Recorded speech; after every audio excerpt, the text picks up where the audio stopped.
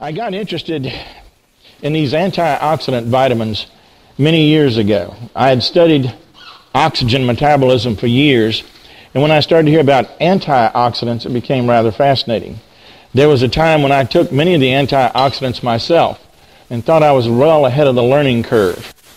But as I started to research it, I found out that it wasn't quite that simple, that I had been misled by some pretty clever advertising, because we have to rely on science-based evidence.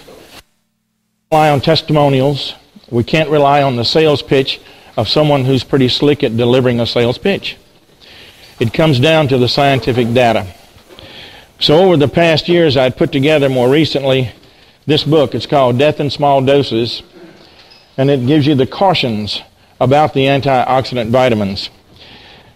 Just this past week, or just yesterday, the Advocate out of Baton Rouge had this article: most multivitamins likely myth, not magic.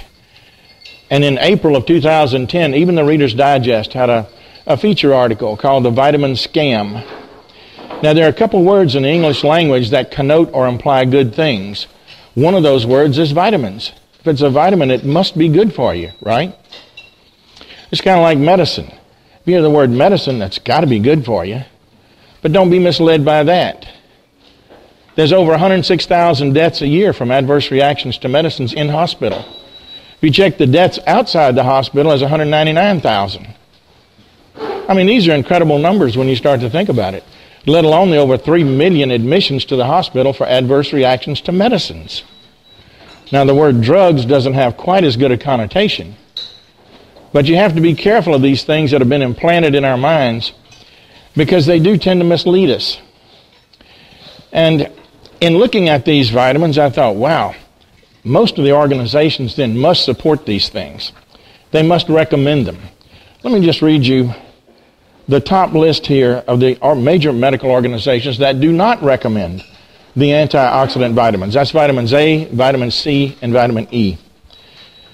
The U.S. Food and Drug Administration, the FDA, the American Heart Association, the American Cancer Society, the National Cancer Institute, the Institute of Medicine of National Academies, the American College of Cardiology, the American Diabetes Association, the American Academy of Family Physicians. It goes on for 32 organizations I was able to find. The major organizations that are out there that do not recommend the antioxidant vitamins, either because they have insufficient data to evaluate it, or because they have evaluated it and they have found harmful effects. Now, the kind of effects that have been found are rather astounding too. You wouldn't think, just off the top of your head, I mean, their effects build up on you slowly. It's kind of like death a day at a time. It's an insidious thing. It works on you every day. And it's not like taking, cyanide, where you're going to keel over immediately. That's not going to happen. But the effects of it is to put you in a condition where these oxygen-free radicals that were demonized, every time we hear the word radicals, we say, oh, that's got to be bad too. So there was almost a planned effort to demonize oxygen. In fact, one of the best scientists at UCLA, Bruce Ames, he's known for his quote in Reader's Digest in 2003, that it's ironic that the thing that we need the very most, oxygen, is the very thing that's killing us. And my response to Dr. Ames, and even at the national meetings, is that Forrest Gump could figure out that that's nonsense. Just hold your breath for 5 minutes, and we'll talk about how bad oxygen is. No one's taken me up on that yet. It's counterintuitive that oxygen is killing us. It's our great ally. We are obligate aerobic organisms. We have to have it. An invariant supply from the time of our very first breath till our last breath. When a patient goes into the emergency room, the doctor doesn't say, quick, get me some beta-carotene. Quick, get me some vitamin E. He says, get me some oxygen stat right now. That's how important it is. When I started looking at the effects of the antioxidant vitamins and the diseases that increase the risk for, let's just go over a few of these. Lung cancer. In one study, in smokers, or those exposed to asbestos, increased the incidence of lung cancer 28%. That study was shut down nearly 2 years early because the doctors doing it realized that there was something bad going on here. That's happened in 2 other major studies. And again, we're talking about studies here that are called RCTs, randomized controlled trials. This is the gold standard in science and in medicine. This is what we have to rely upon, science-based evidence. The other 2 studies, one was called the CARET, C-A-R-E-T, that was shut down almost 2 years early. The SELECT study for vitamin E and selenium in prostate cancer shut down almost 2 years early. They were increasing the rates of cancer. So what, from a vitamin? Yes, from a vitamin. And now at this point, the studies are starting to come in on the simple little multivitamins. And that's a shocker. Back in 2002, the only organization that I could find that was recommending vitamins at all was the AMA. And it was recommending a daily multivitamin. Now that may be important if you live in Ethiopia or Somalia or someplace where your nutrition is limited. In America, our nutrition is not that limited. You'll hear every now and then someone talk about, oh, well, they're vitamin deficient of something. Not so much. There's some in the literature that say there's never been a reported case of a deficiency of vitamin E. And we know the problems of hypervitaminosis with vitamin A. This is the problem. Once you start taking vitamin A, it takes very little to get above the daily requirement. Then you start getting the problems with it. Additional fractures, falling down. These kind of things start to happen. With vitamin C, it's in a little bit of a different category. It works chemically in a different way.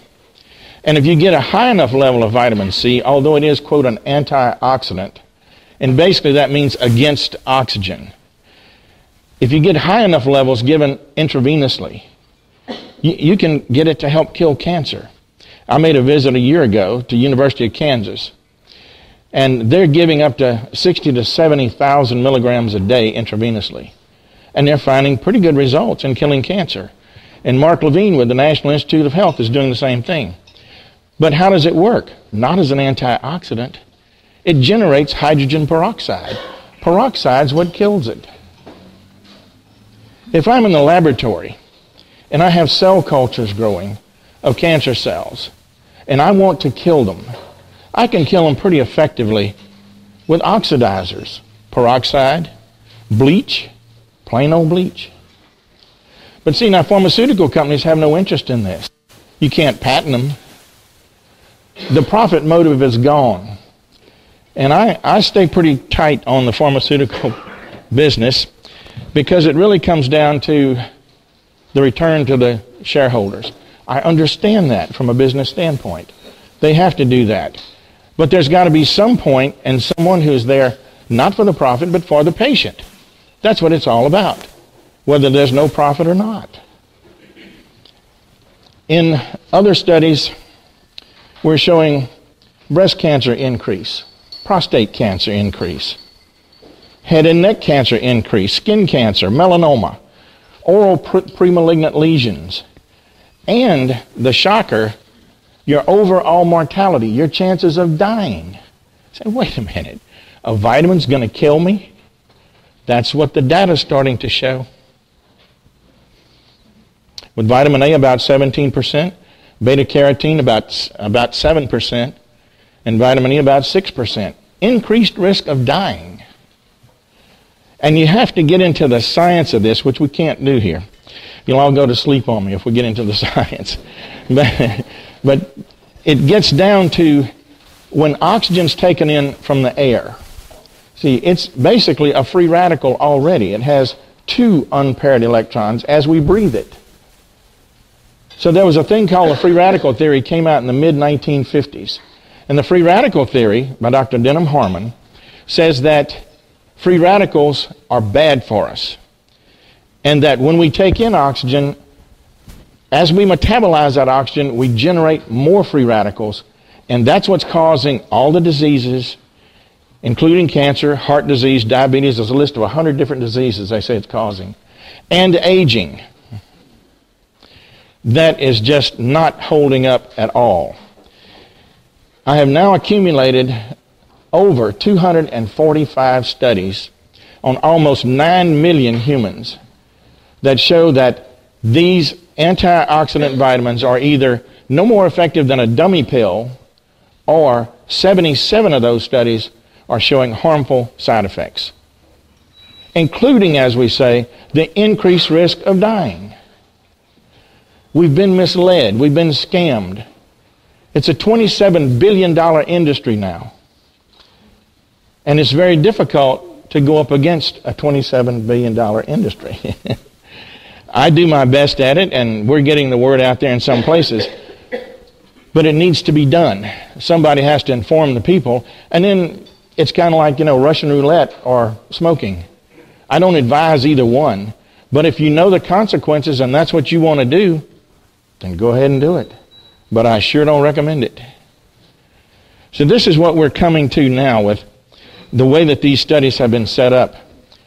So in that lab, if we have those cell cultures, and we want to block killing it with either an oxidizer such as peroxide or bleach, we do that by putting in an antioxidant. The cancer cells will keep growing. So what's happening in our body when we keep loading up on these antioxidants? Now we're getting them all over the place. Our foods are fortified with all these vitamins and antioxidants. They're put in as preservatives and many, many things. Potato chips, any corn products, any flour products, cake mixes, biscuits, you name it, pizza dough. They're all over now. Your energy drinks, many of the soft drinks. I just saw over the Christmas holidays a big bottle of 7-Up that someone had at a party, antioxidants right across the front. I said, oh man, they're everywhere.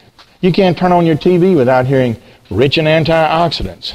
It's a superfood. It's loaded with antioxidants. But what's the biochemistry behind it?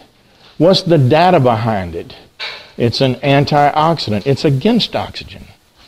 And when we take in oxygen and start to metabolize it, we start to change its chemical structure.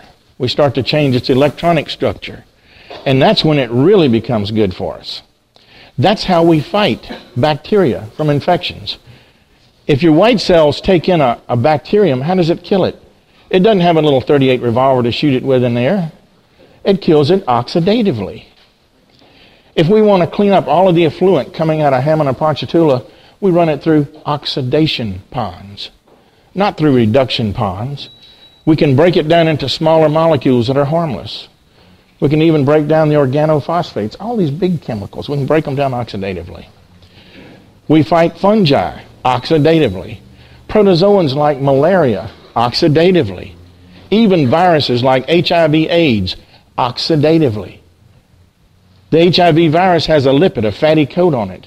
We can oxidize that coat and inactivate that virus.